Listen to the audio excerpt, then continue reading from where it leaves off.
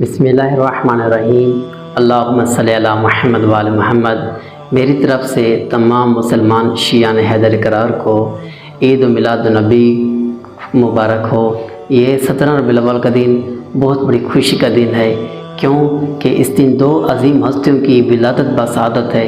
ایک ہمارے سلطان الانبیاء سیدہ کا پاک بابا حسنین کا نانا حضرت محمد صلی اللہ علیہ وآلہ وسلم، اور ہمارے چھٹے امام حضرت امام جعفر صادق علیہ السلام کی ولادت بسعادت کا دن ہے۔ اس دن کے کچھ خاص عمل ہے۔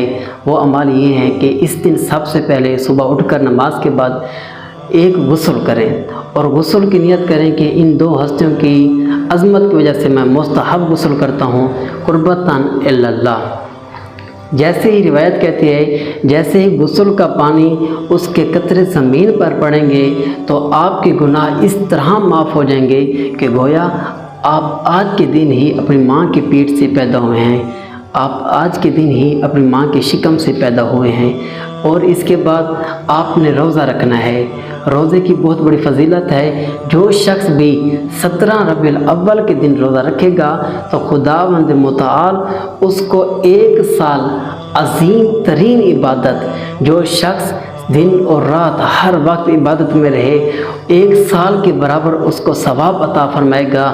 اس کے بعد فرمایا جاتا ہے کہ آپ نے 2 رکعت نماز پڑھنی ہے، 2 رکعت حضرت محمد صلی اللہ علیہ وآلہ وسلم کے نام کا، اور 2 رکعت نماز پڑھنے مولا امام جعفر صادق علیہ السلام کی۔